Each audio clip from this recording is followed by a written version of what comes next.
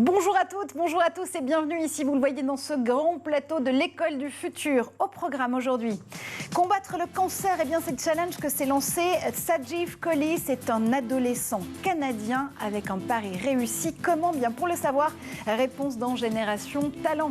Il a une idée derrière la tech, il s'appelle Gaël Musquet. Et aujourd'hui Gaël, tu vas hacker l'agriculture tout simplement. Ben oui, carrément, montrer un peu la place du hacking dans l'agriculture avec deux projets qui me tiennent à cœur. Le projet Centipede et le projet Ag Open GPS qui permettent de piloter avec une précision centimétrique des tracteurs et des machines agricoles.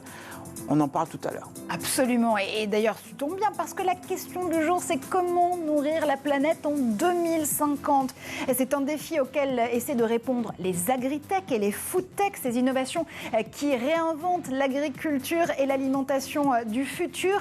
À l'occasion justement du Salon de l'agriculture, on remonte de la fourche à la fourchette. Pour en parler avec nous aujourd'hui, en première partie, Jérôme Leroy. Jérôme, vous êtes le président de la Ferme Digitale. Bonjour à vous. Bonjour. Et puis en deuxième partie, on sera rejoint par Florence Dupraz, la directrice d'Open Agri-Food, qui lance un manifeste pour l'éducation à l'alimentation. Vous verrez. Mais d'abord, focus. Imaginez des véhicules qui se faufilent dans le corps humain pour aller cibler les cellules cancéreuses. Eh bien, c'est l'idée qui a permis à Sajeev Kohli de mettre au point une biologie, une biotechnologie même anti-cancer. Le Canadien a réussi cette prouesse à 16 ans à peine. C'était en 2018. Édouard Denuot revient sur l'histoire de ce véritable talent. La découverte de Sajeev Kohli pourrait bien révolutionner la médecine. En 2018, à l'âge de 16 ans, ce jeune Canadien met au point un nouveau traitement contre le cancer. Passionné de science depuis toujours, c'est lorsqu'un cancer est diagnostiqué à son oncle qu'il décide d'y consacrer ses recherches. Grâce à la nanotechnologie, Sajeev a élaboré un traitement qui permet de distribuer les médicaments dans le corps avec plus de précision. Il explique que ces nanovéhicules arrivent à se rendre jusqu'aux cellules cancéreuses sans toucher aux cellules saines. Son approche a déjà prouvé son efficacité contre 3 cancers, le cancer du côlon, le cancer du poumon et le cancer du sein lors de tests réalisés sur des cellules en laboratoire. Il raconte que le point le plus important de ses recherches est l'algorithme qu'il a créé pour déterminer la cible à atteindre. Selon lui, c'est une approche beaucoup plus directe. Sajeev Kohli pense pouvoir faire la différence avec sa méthode parce qu'elle est 10 fois plus rapide à mettre en place, 7 fois moins coûteuse et 5 fois plus efficace que les traitements actuels selon lui. Les travaux de Sajeev ne sont pas passés inaperçus aux yeux des professionnels. En 2018, il remporte l'édition canadienne du concours Sanofi Biogenius. La même année, il remporte à Boston le Grand Prix du Global Healthcare Challenge dans cette compétition internationale de biotechnologie. Aujourd'hui, le jeune homme qui a grandi à Ontario est âgé de 20 ans et il poursuit ses études à Harvard et au MIT, deux des plus prestigieuses universités au monde. Tout simplement, Sajeev Kohli nous montre que les nanotechnologies, ces technologies de l'infiniment petit, peuvent justement combattre le cancer. Mais Gaël, la nanotech, on l'utilise dans une infinité de secteurs. Oui, on a sur l'électronique, sur la production aujourd'hui de processeurs extrêmement fins, avec des technologies de gravure. On arrive de plus en plus avec des aimants très puissants à maîtriser en fait ces différents mouvements. Et là, appliqué au médical, on voit à quoi sert en fait tous ces développements, à quoi ça sert en fait d'avoir toute cette connaissance et tous ces savoirs pour pouvoir sauver des vies. Absolument. Sauver des vies, en tout cas réussir à les alimenter. Et comment d'ici 2050, c'est notre question du jour à l'occasion du Salon de l'agriculture. Tout de suite, interview.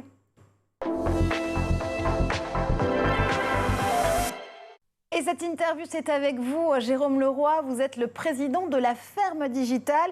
50 startups réunies au Salon de l'Agriculture pour porter la voix de l'innovation. C'est aussi la plus grande ferme de France qui se transforme en ferme digitale et en ferme du futur jusqu'au 6 mars.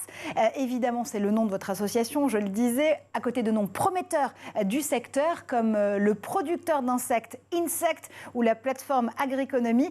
Vous accompagnez cette révolution agricole. Jérôme, est-ce que les agriculteurs et les agricultrices sont des start-upers comme les autres ? Alors les agriculteurs et les agricultrices sont des entrepreneurs du vivant. Ils travaillent tous les jours avec la nature, avec la météo, avec les plantes, avec les animaux. C'est aussi une profession très connectée. Plus de 80 à 90% des agriculteurs sont connectés. Ils vivent loin des villes, donc ils ont besoin des technologies pour acheter en ligne, pour vendre en ligne. Ils ont aussi besoin des innovations agronomiques, des innovations techniques, des innovations qui utilisent le numérique ou le savoir-faire industriel pour améliorer leur performance quotidienne, leur confort de vie.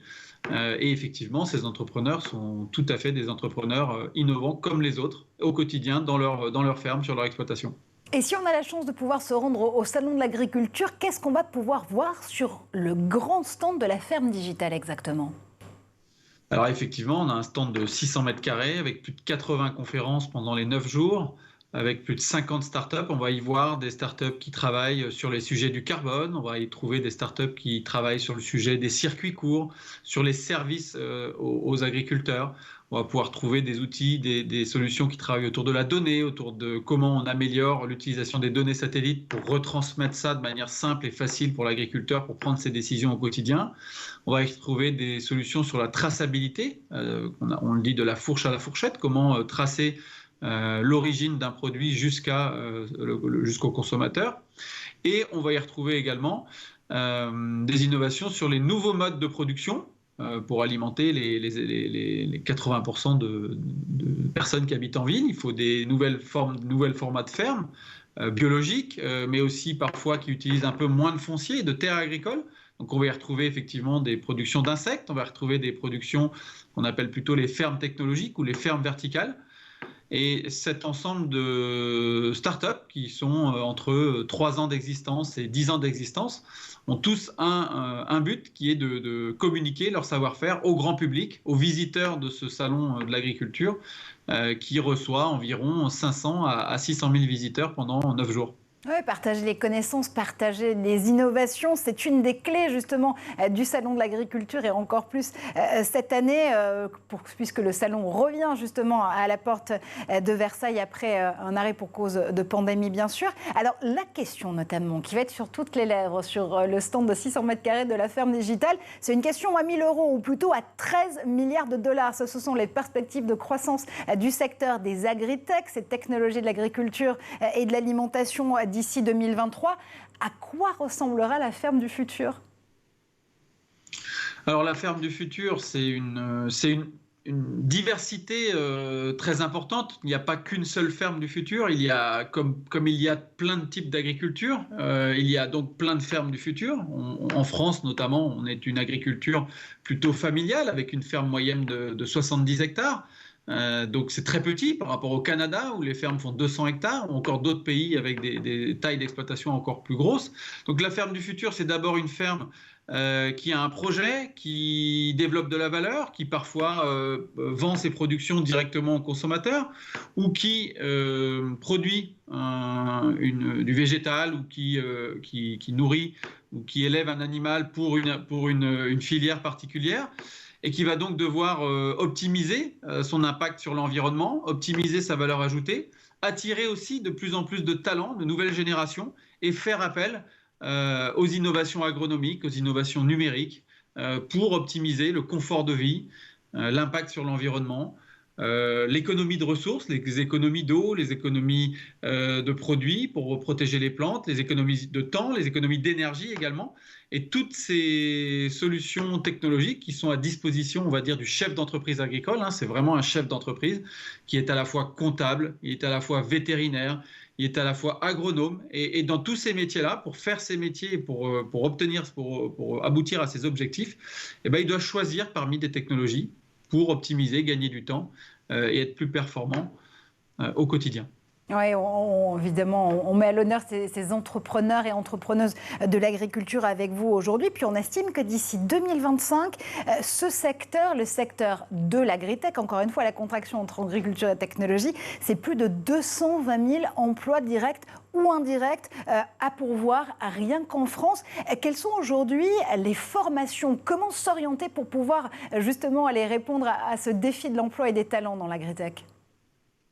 Alors, si je prends l'exemple effectivement de l'association La Ferme Digitale que je préside, on a plus de 110 ou 120 offres d'emploi en temps réel sur notre site web pour les 80 membres de l'association. Donc, on va effectivement y chercher des profils hybrides entre l'agriculture, l'agronomie, les mathématiques, l'électronique. Ça, c'est pour plutôt la robotique ou les outils d'aide à la décision, les applications mobiles. Mais on va aussi y chercher des talents dans la biochimie, on va y chercher des talents dans l'énergie.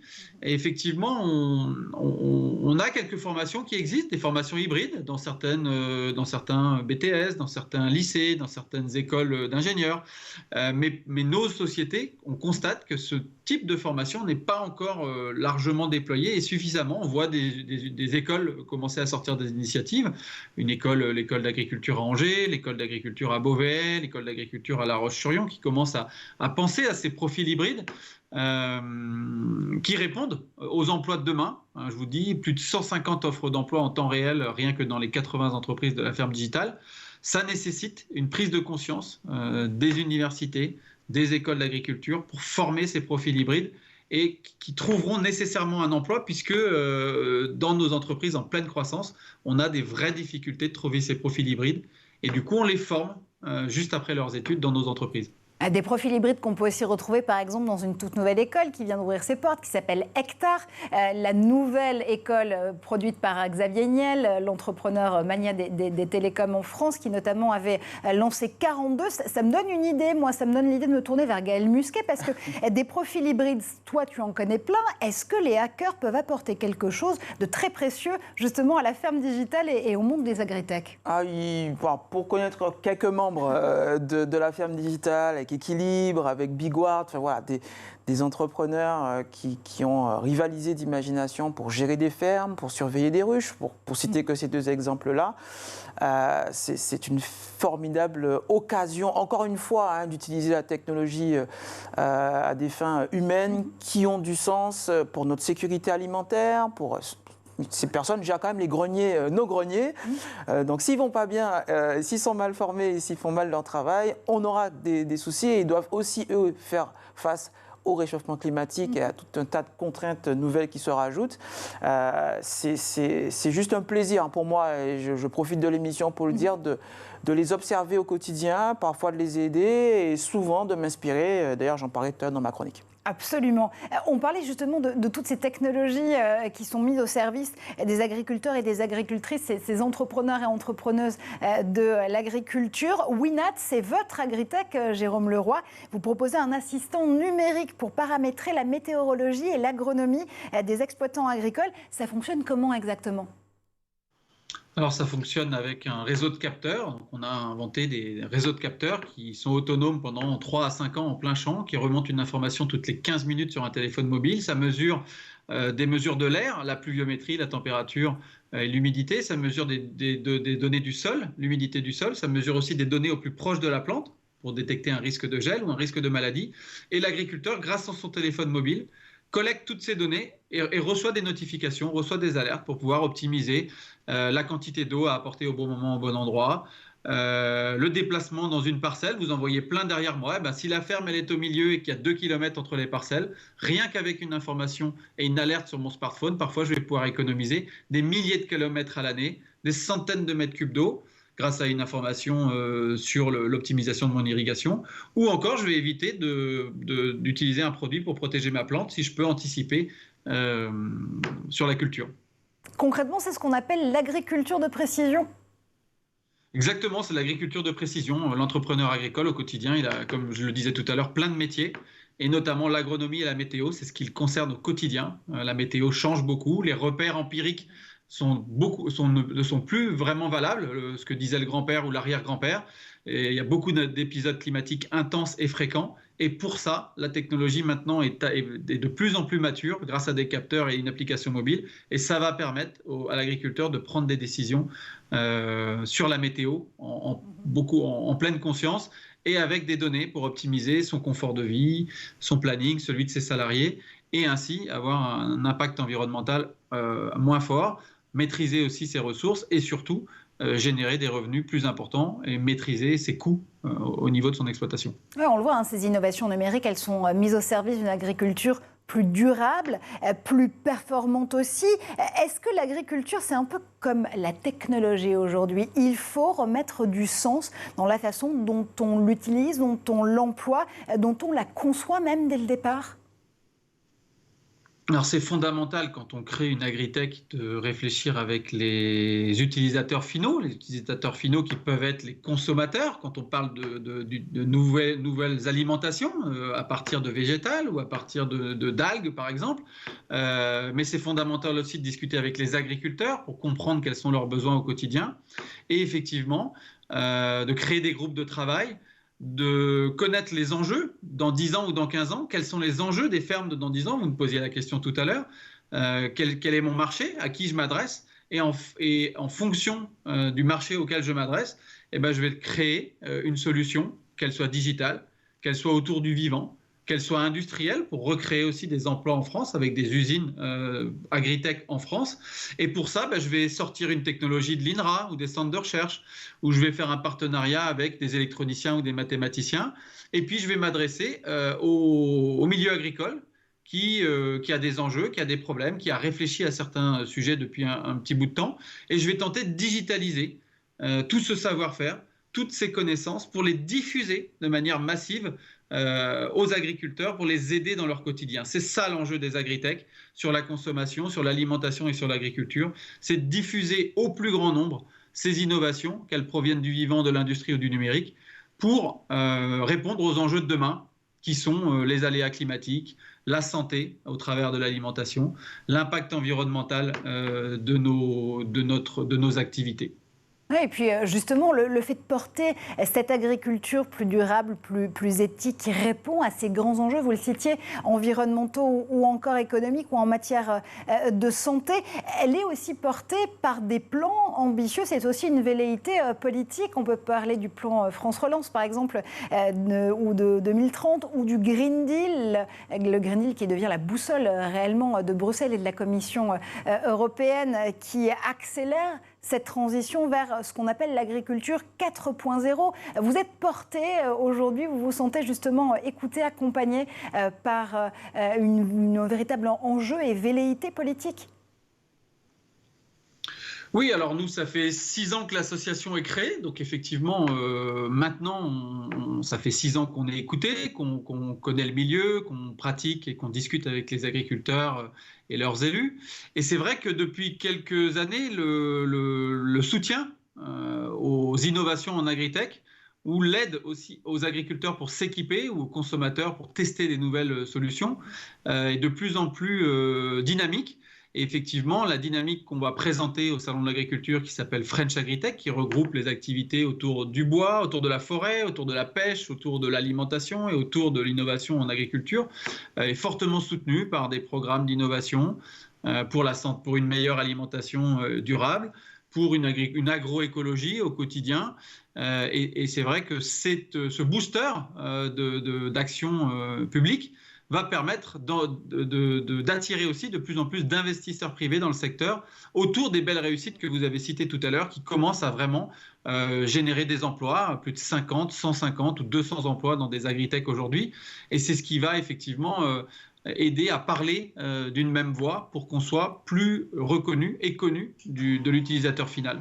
La ferme digitale qui nous aide donc à embarquer dans cette révolution de l'agriculture et de l'alimentation. S'il fallait encore nous donner une bonne raison de venir visiter vos 600 mètres carrés au Salon de l'Agriculture, ce serait laquelle?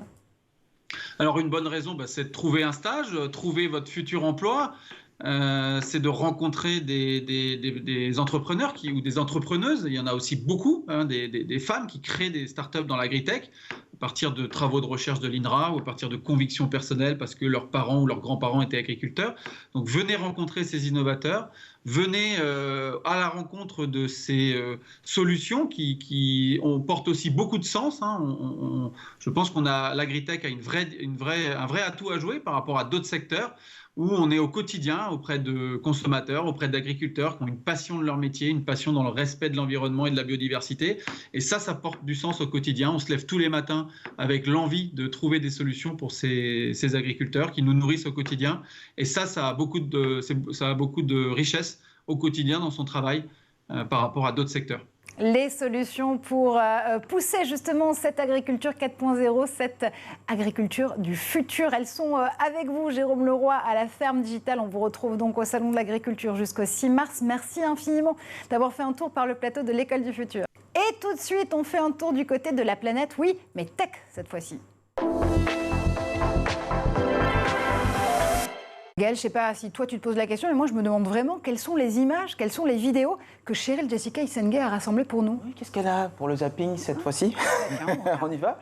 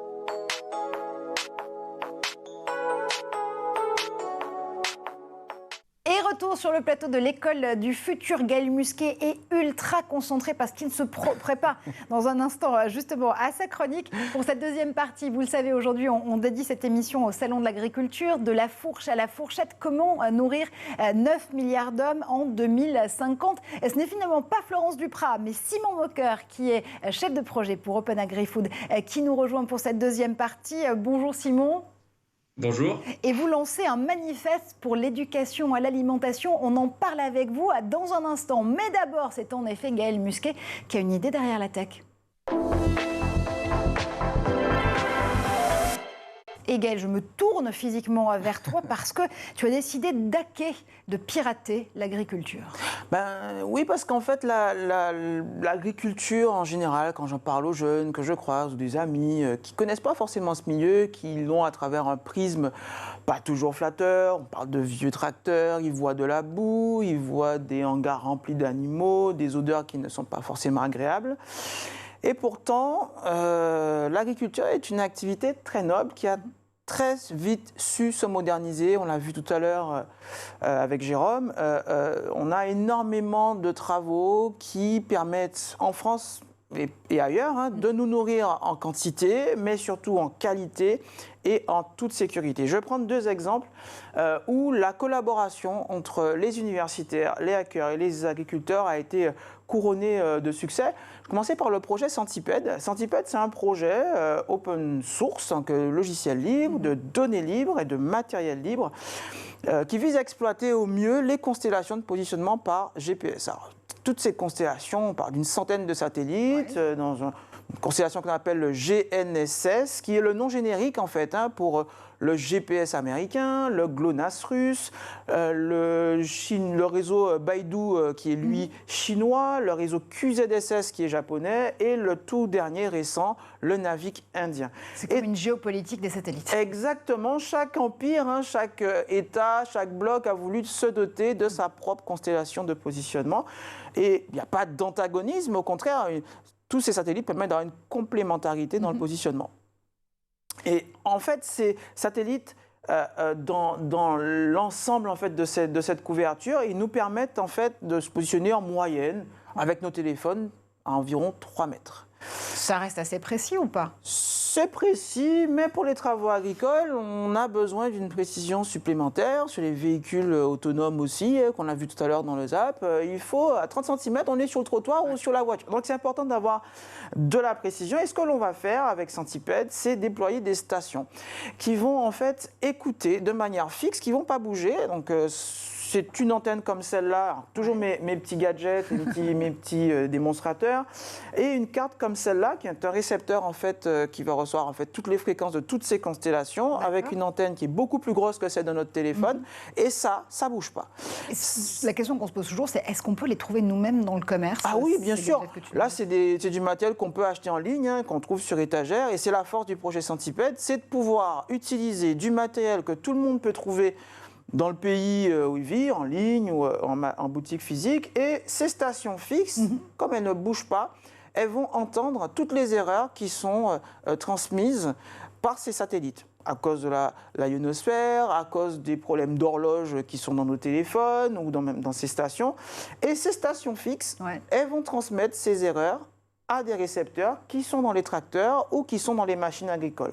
Ces machines, qu'est-ce qu'elles vont faire? C'est qu'elles vont soustraire toutes ces erreurs, des erreurs qu'elles reçoivent elles-mêmes, et dans un rayon de quelques dizaines de kilomètres autour des stations, on va arriver à une précision d'environ 1 cm. Et cette précision centimétrique, elle a permis à l'INRAE, au CNRS, on a plus de 200 stations aujourd'hui en France, quelques pays européens et en Outre-mer, France hexagonale et en Outre-mer. Et en fait, Centipede, pour moi, c'est un peu le Wikipédia du positionnement de précision. Cette précision, on va l'utiliser sur un deuxième projet que j'aime beaucoup, Ag Open GPS. Dans les quelques vidéos que l'on a, à quel point en fait ce projet va être utilisé sur les tracteurs. Donc, pour quelques centaines d'euros, à peu près 1500 €, on va pouvoir positionner des tracteurs, positionner des machines qui vont pouvoir, comme le disait Jérôme tout à l'heure, distribuer de l'eau, des produits phytosanitaires pour traiter les plantes, pour les soigner, des intrants, donc des engrais qui vont fertiliser le sol. Et le fait d'avoir une précision aussi fine, ça permet d'économiser du carburant, ça permet d'économiser évidemment de l'eau pour l'irrigation, puisqu'avec les différents capteurs dont disposent tous ces agriculteurs, on va pouvoir positionner, et c'est très important, au centimètre près à partir des lignes qui auront été tracées, ces différentes machines, et pouvoir apporter au bon endroit et au bon moment tous les nutriments, tous les produits phytosanitaires dont vont avoir besoin les plantes pour pouvoir nous nourrir. Et en fait, cet enjeu des savoirs scientifiques, techniques, quand on mélange à la fois le hacking, le savoir universitaire, mais aussi le savoir-faire de ces agriculteurs, on permet de redorer et puis d'anoblir une profession qui souffre beaucoup malheureusement de pénibilité, on en parle beaucoup, et c'est dans le moment de la formation que l'on peut faire rêver encore une fois ces jeunes qui puissent s'orienter évidemment dans ces différentes filières, soulager ces hommes et ces femmes qui nous nourrissent. Et évidemment, dans ces moments-là, toute innovation est bonne à prendre. Ouais, quand les pirates viennent en aide justement à ces entrepreneurs et entrepreneuses de l'agriculture et de l'alimentation, que sont les agriculteurs et les agricultrices, c'est très important, on l'a vu. Et puis, ce qui est important aussi, c'est que plus l'agriculture de précision a recours justement au numérique et à de la technologie, plus elle est piratable, j'imagine. Donc ça doit être aussi une des questions qui se posent aujourd'hui aux agricultrices et aux agriculteurs. Comment est-ce que toi, tu les aides justement au travers de ces projets à tester les limites des sécurités de leur système? Mais là, on va avoir sur ces différents systèmes des plateformes qui ont été créées. On voit avec Centipede et on parlait il y a quelques temps de l'inauguration du campus cyber. Ça sera vraiment un lieu aussi totem où on pourra travailler ces questions de la résilience cyber et la cybersécurité de ces systèmes alimentaires. Alors évidemment au niveau de la production, et c'est très important que nos greniers, nos silos, nos machines soient sécurisées et qu'elles disposent de systèmes informatiques sûrs pour nos agriculteurs. Mais on pense aussi évidemment à tout le transport, tout le secteur de la distribution. On a eu quelques rançongiciels qui ont paralysé des industriels de l'agroalimentaire. Et évidemment, en la période que l'on vit actuellement, chaque rupture a des effets un peu critiques. On se souvient, au moment du premier confinement, la ruée dans les magasins sur des aliments de première nécessité, des pâtes, du riz, parce que les gens étaient en panique. On voit que ces chaînes d'alimentation peuvent être très vite mises en tension et que toute mauvaise actualité a tendance à mettre en tension ces agriculteurs, d'où l'importance au campus cyber et ailleurs de travailler sur les enjeux de la cyber. Vous voyez, l'agriculture, ça mène aussi à la cybersécurité. Comment nourrir la planète en 2050 ? On était du côté de la fourche il y a quelques instants avec Jérôme Leroy de la ferme digitale. On part du côté de la fourchette tout de suite avec Open Agri-Food.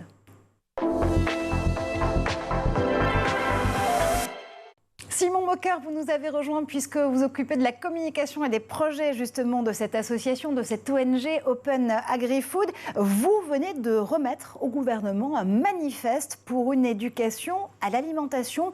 L'objectif, c'est de faire le point sur l'éducation alimentaire, bien sûr, afin de l'intégrer au programme de l'éducation nationale. Comment est-ce que l'idée est née ?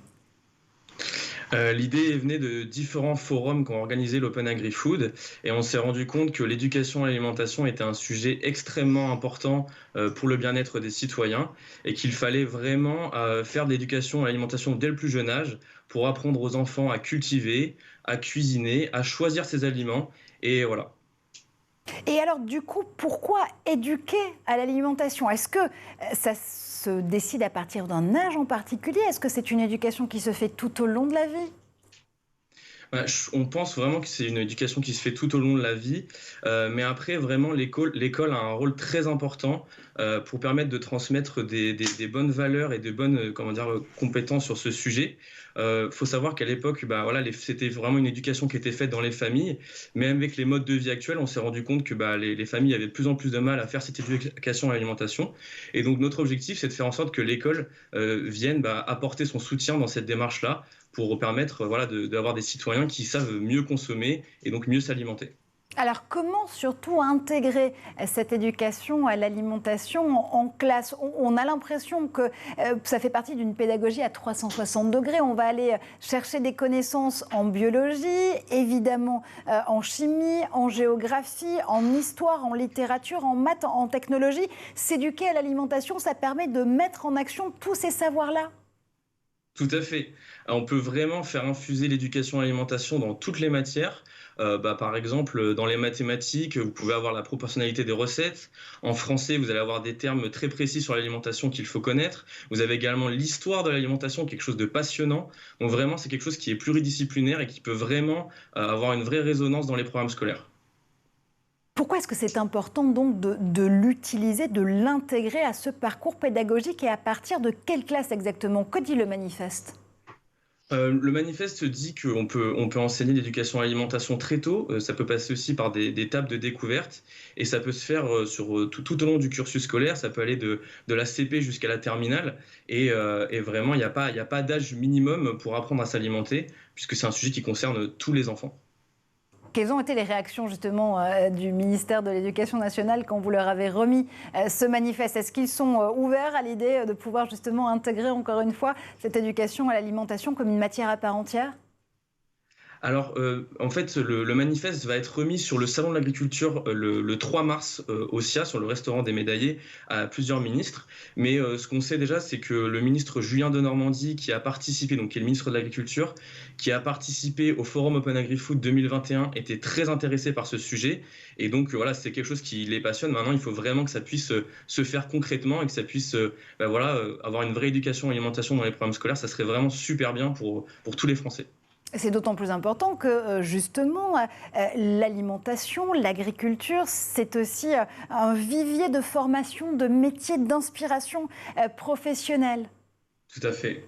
Oui, déjà, en fait, vous avez le métier d'agriculteur, d'entrepreneur du vivant, donc qui est le métier d'agriculteur, mais vous avez une palette de métiers qui est vraiment très, très large. Ça va de la viticulture, l'horticulture, vous avez le métier de boulanger, conseiller agricole. C'est vraiment très large. Vous avez tous les métiers de bouche autour de la cuisine. Donc, c'est vraiment une opportunité pour créer peut-être de nouvelles vocations autour de cette éducation à l'alimentation.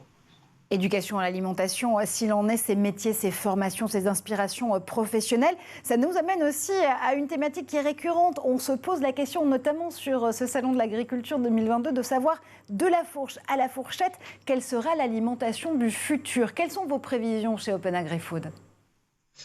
Je dirais que l'alimentation du futur, le top, c'est qu'elle ressemble déjà à celle qu'on a aujourd'hui, parce que nous, on estime qu'en France, on a déjà une très belle alimentation, peut-être une des meilleures alimentations du monde. Après, les tendances, on voit vraiment un retour vers les produits locaux, une nouvelle tendance autour du flexitarisme, le fait peut-être de consommer moins de viande en substituant par des protéines végétales, en tout cas de consommer de la viande de meilleure qualité. Ça, c'est quelque chose qui est très important. Et puis après, il y a aussi les insectes, les algues qui sont des nouvelles tendances. Et on va voir un petit peu ce que ça nous réserve. Et je pense que sur le SIA, il y aura pas mal d'innovations à ce sujet. Oui, absolument. On peut notamment citer Les Nouveaux Fermiers, qui est une jeune start-up française qui s'inspire des recherches menées par d'autres entreprises de la tech qui ont été notamment portées en bourse, qui ont connu de véritables succès pour créer les viandes végétales du futur. On peut parler aussi d'Insect, par exemple, qui est cette entreprise qui travaille sur les insectes, d'abord pour l'alimentation animale et peut-être un jour pour l'alimentation humaine du futur. On en parlait tout à l'heure notamment avec Jérôme Leroy et toi, Gaël.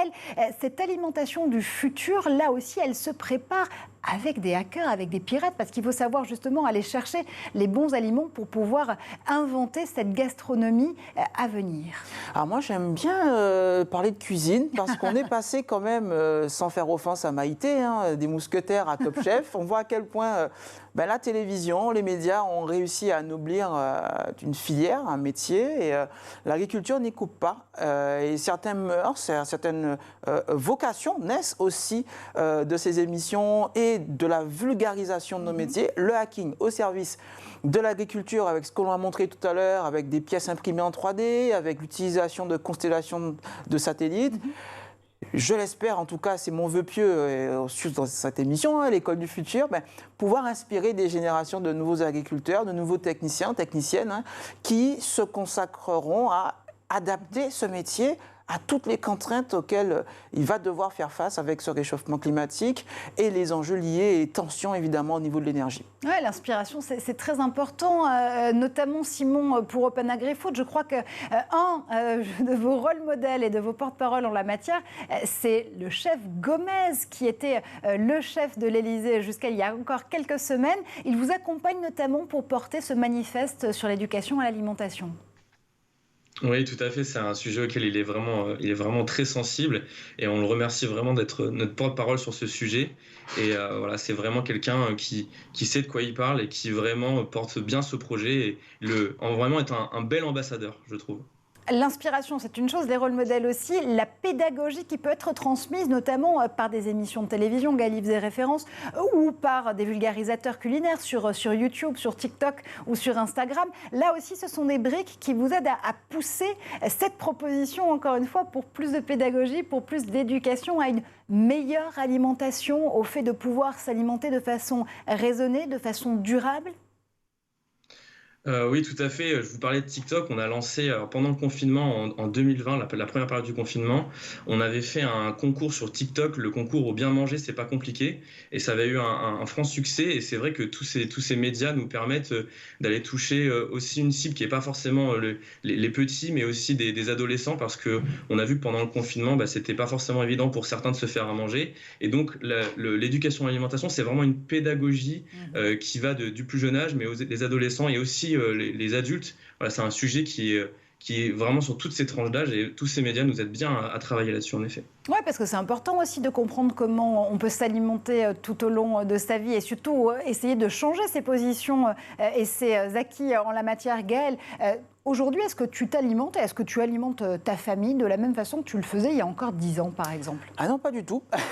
Parce que, d'une part, grâce à des émissions de télé, grâce aussi à mon acclimatation. Je rappelle que je suis né en Guadeloupe, donc en arrivant ici, j'ai dû m'adapter évidemment à la chaîne des fruits et légumes de saison que tu n'avais peut-être pas en Guadeloupe et qu'il y a ici. J'avoue que le confinement a pas mal aidé ma famille, et puis j'étais une des rares personnes qui sortait pendant ce confinement.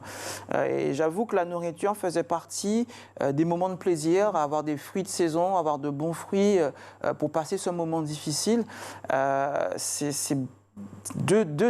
3 dernières années ont été pour moi une vraie révélation de la cuisson basse température, consommer moins de viande, mais de la viande de bonne qualité.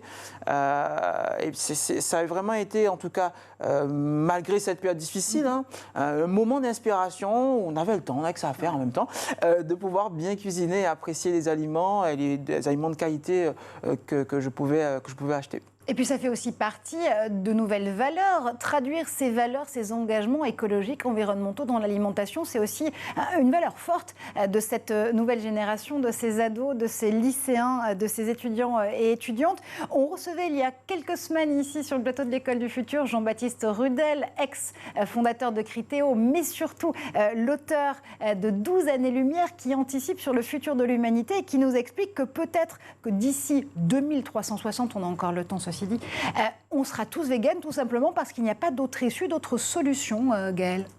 Oui, c'est une émission qui est trouvée passionnante sur les voyages interstellaires où effectivement se posera la question de comment on alimente, comment on nourrit ces personnes. Et là, évidemment, les plantes sont de formidables vecteurs nutritifs, d'où l'importance aussi de protéger nos différents écosystèmes, nos différents bassins. Je pense beaucoup à l'outre-mer, à la Guyane, à la Martinique, à la Guadeloupe ou à Nouvelle-Calédonie. On a beaucoup de plantes endémiques qui ne poussent qu'à ces endroits-là et qui se révèlent déjà être de puissants remèdes, en tout cas de nouvelles molécules pour soigner des maladies, mais aussi vecteurs d'une alimentation différente, nouvelle et respectueuse de l'environnement. Simon, là aussi, il faut remettre des valeurs dans notre alimentation. C'est le meilleur ingrédient, si j'ose dire, de cette éducation à l'alimentation et à l'alimentation du futur. Oui, c'est super important, toute la dimension éthique de l'alimentation. Et je pense que justement, cette dimension éthique peut être apprise dès le plus jeune âge pour qu'on puisse comprendre que tous les jours, on a 3 fois par jour l'occasion, entre guillemets, de voter, puisqu'on est tous des citoyens, et que dès qu'on choisit un aliment, il y a toute une construction derrière. Et c'est très important en tant que citoyen pour vraiment bien se construire et bien s'alimenter, je pense. Finalement, l'alimentation, c'est un peu comme la technologie. Il faut qu'elle soit plus éthique, plus durable, plus raisonnée. Et c'est dès le départ que ça doit se concevoir, n'est-ce pas, Simon ? Oui, tout à fait. Tout ça, c'est dès le plus jeune âge. Et c'est vraiment l'objectif d'éduquer à l'alimentation à l'école. Et c'est vraiment par l'école que ça peut vraiment passer, quoi. Et vous le disiez, on vote 3 fois par jour en choisissant nos menus pour le petit déjeuner, pour le déjeuner ou encore pour le dîner.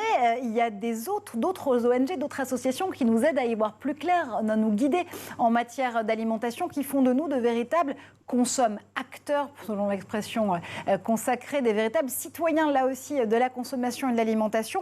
Open Food Facts, par exemple, qui a mis au point le Nutri-Score. Ce sont ces fameuses lettres que vous voyez s'afficher sur les produits transformés, le A, le B, le C, le D, ça va jusqu'à E comme ça, qui plonge aussi sur un autre label, c'est l'Eco-Score. Cette fois-ci, l'idée, c'est de prendre en compte l'impact environnemental de ces produits et de l'alimentation. Ce sont des outils pratiques qui peuvent nous aiguiller pour nous permettre d'apprendre tout au long de notre vie de consommateurs et consommatrices, Simon. Oui, c'est des éléments très importants, de très belles initiatives qui peuvent vraiment nous éclairer. Après, attention, je pense qu'il faut aussi faire attention à ne pas trop multiplier comment dire, les étiquettes, les labels, les applications, parce qu'on a remarqué quand même que les consommateurs étaient parfois un petit peu perdus face à toutes ces appellations. Et je pense qu'il faut vraiment faire preuve de clarté. Mais des initiatives comme celle d'Open Food Facts sont super parce qu'elles apportent vraiment cette clarté dont les citoyens, les consommateurs, comme vous dites, ont vraiment besoin. Alors pour faire preuve de clarté, on en revient à ce manifeste que vous êtes sur le point de remettre, notamment à Julien de Normandie, sur le salon de l'agriculture. Ce sera le 3 mars prochain. Ce manifeste, pour le retrouver, pour pouvoir le lire et se l'approprier nous-mêmes, on le retrouve où exactement ? Alors, ce manifeste, vous pouvez le retrouver sur le site de l'Open Agri-Food, donc www.openagrifood-orléans.org. Et c'est un manifeste qui a été co-rédigé avec le think tank agroalimentaire, Eurotoc, Les Enfants Cuisine, et voilà. Eh bien parfait, on a toutes les informations. Merci infiniment. Vous avez toutes les infos, ouais, complètement. Merci Simon Moncoeur d'avoir fait un tour par le plateau de l'École du Futur. Gaël, ce manifeste, tu as envie de le signer toi aussi ? Pourquoi pas, vraiment. En plus, je suis papa de 2 enfants qui mangent parfois mieux que moi parce que je leur ai donné de bonnes habitudes. Et donc, du coup, oui, évidemment, dès demain. Dès demain, Gaël Musclé, signataire. Manifeste pour une éducation à l'alimentation. Merci infiniment à Gaël d'avoir été en plateau avec nous pour cet épisode de l'École du Futur. On se retrouve très vite sur les réseaux sociaux avec le hashtag l'École du Futur et dès demain en plateau, bien sûr.